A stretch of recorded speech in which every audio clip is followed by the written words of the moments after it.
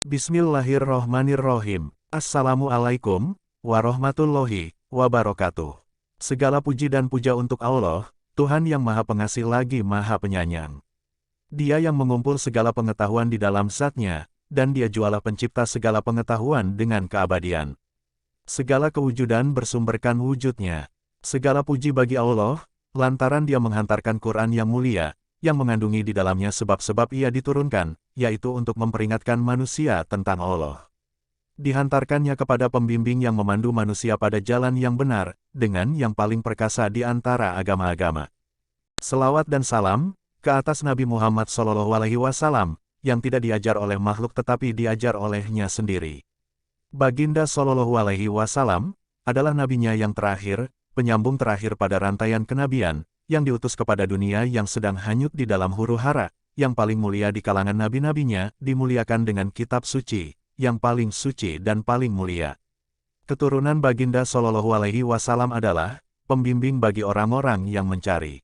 Sahabat-sahabat Baginda SAW adalah pilihan dari kalangan orang yang baik-baik dan murah hati. Semoga kesejahteraan dan keberkahan yang melimpah-limpah dikurniakan kepada ruh-ruh mereka. Puasa yang kita lakukan di bulan Ramadan ini, bertujuan membentuk takwa. Agar kita menjadi hamba-Nya yang bertakwa. Sebagaimana firman-Nya, Ya ayyuhalladzina amanu, kutiba alaikumus syiyam, kama kutiba alal ladzina min qablikum, la'alakum tattaqun, artinya, hai orang-orang yang beriman, diwajibkan atas kamu berpuasa sebagaimana telah diwajibkan atas orang-orang sebelum kamu, agar kamu bertakwa. Quran Surat Al-Baqarah, ayat 183. Karakter orang bertakwa. Bagaimanakah karakter orang yang bertakwa itu? Salah satunya adalah sedikit tidur. Bukan karena begadang tanpa arti, tetapi karena qiyamul lail.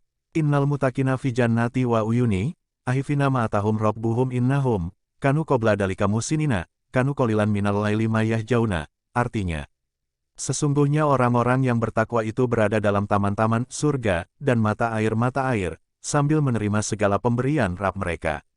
Sesungguhnya mereka sebelum itu di dunia, adalah orang-orang yang berbuat kebaikan. Di dunia mereka sedikit sekali tidur di waktu malam. Quran Surat As-Sariyat, ayat 15-17. Ketika menjelaskan ayat 17 Surat As-Sariyat, dalam tafsir fi Zilalil Quran, Sayyid Qutb berkata, mereka itulah yang bangun di penghujung malam, tatkala orang-orang terlelap. Mereka menghadapkan dirinya kepada Allah, dengan memohon ampunan dan kasih sayang-Nya.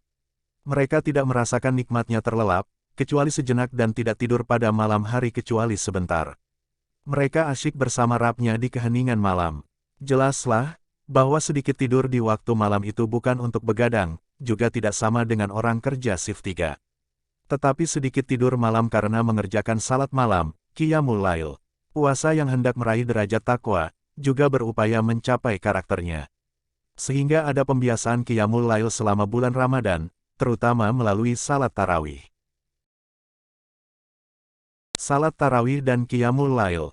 Demikian eratnya qiyamul lail dengan salat tarawih, Imam Nawawi dalam Riyadus Shalihin menyandingkan bab keutamaan salat malam dengan bab salat tarawih tanpa ada bab lain yang memisahkan keduanya.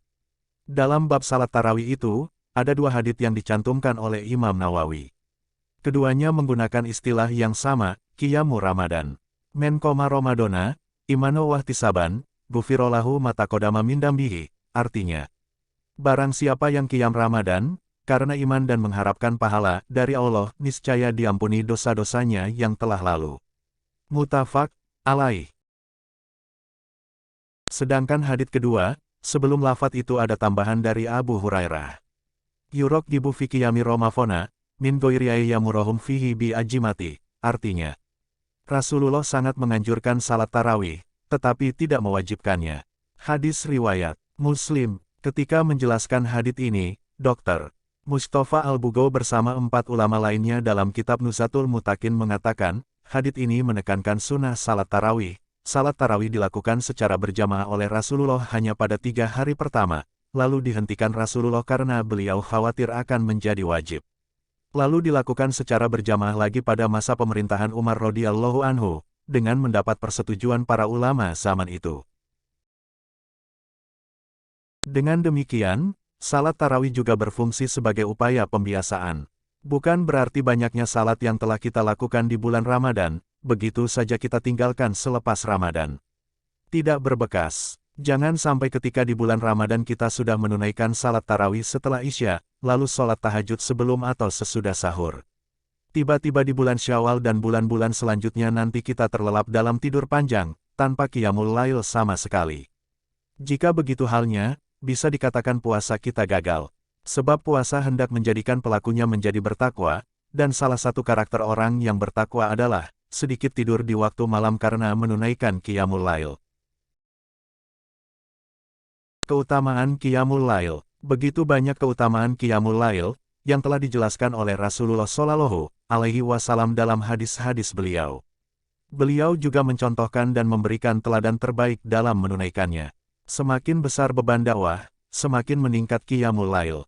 Semakin besar tantangan hidup, semakin lama qiyamul lail. Semakin tinggi derajat, semakin giat qiyamul lail. Itu yang hendak beliau sampaikan kepada umatnya, sehingga meskipun sudah diampuni dosa-dosanya, beliau tetap luar biasa dalam melaksanakan qiyamul lail.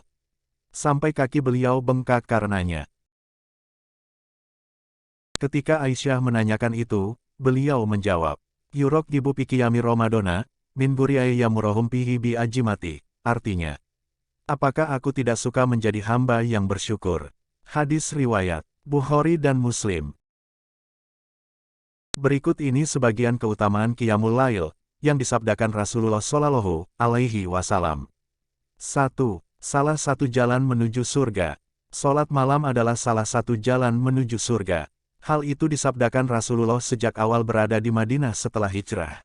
Ya ayyuhan nasu afsus salama, iyut imut to'ama, wasilul arhama, wasollu bil laili, wan nasu niyamun tadulul zannata bis salam, artinya, wahai manusia, tebarkanlah salam, berikanlah makan, sambunglah silaturahim dan salatlah kalian pada saat manusia tidur malam, maka kalian akan masuk surga dengan tenang.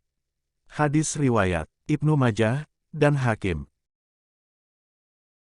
2. Menaikkan derajat di surga. Bukan hanya masuk surga, orang yang ahli qiyamul lail akan mendapatkan kamar-kamar yang istimewa. Derajat istimewa ini khusus bagi orang yang gemar sholat tahajud, dan sholat malam lainnya seperti sholat witir.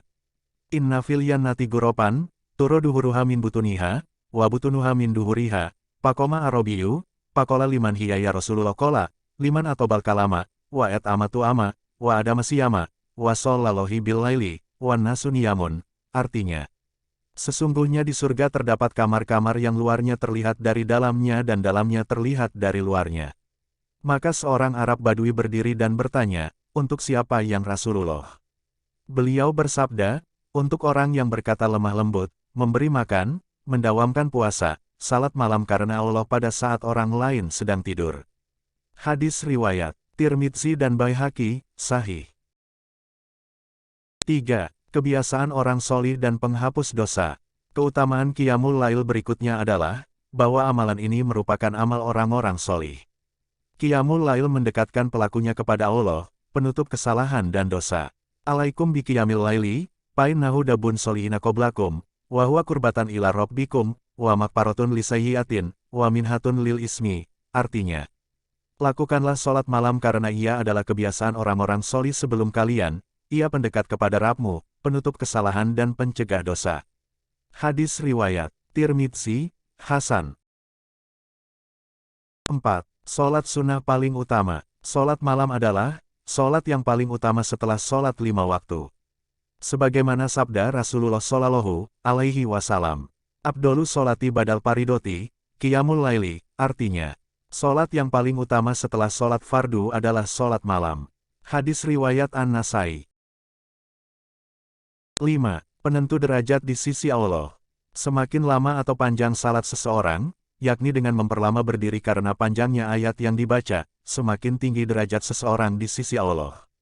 Sebagaimana sabda Rasulullah Shallallahu alaihi wasallam, "Men koma bi asri ayati, lam yuktab minal gopilina, waman koma bi miati ayati, kutiba minal konitina, waman koma bi alfin ayatin, kutiba minal mukontorotin," artinya, barang siapa yang salat malam dengan membaca 10 ayat, maka tidak dicatat sebagai orang yang lalai. Barang siapa yang salat dengan membaca 100 ayat, maka dicatat sebagai orang yang taat. Barang siapa yang salat dengan membaca 1000 ayat, maka dicatat sebagai mukantirin orang yang dapat pahala sebesar 1 kintar. Hadis riwayat Abu Dawud, Sahih. 6. Mendapat kemuliaan dan kewibawaan. Orang-orang yang ahli qiyamul lail, ia akan Allah beri kemuliaan dan kewibawaan. Jika ia adalah orang tua, dia akan berwibawa di depan anak-anaknya. Jika ia guru, akan berwibawa di depan murid-muridnya. Jika ia pemimpin, akan berwibawa di depan orang yang dipimpinnya. Walem anna saropal mumini, qiyamuhu bil laili, artinya. Dan ketahuilah, bahwa kemuliaan dan kewibawaan seorang mukmin itu ada pada salat malamnya. Hadis riwayat Hakim, Hasan. Semoga keutamaan qiyamul lail di atas, semakin memotivasi kita untuk mengamalkannya. Bermula dari pembiasaan di bulan Ramadan, semoga kita istiqomah di bulan-bulan berikutnya. Wallahu a'lam bishshawab. Akhirul kalam, billahi fisabil haq, fastabiqul khairat. Wassalamualaikum warahmatullahi wabarakatuh.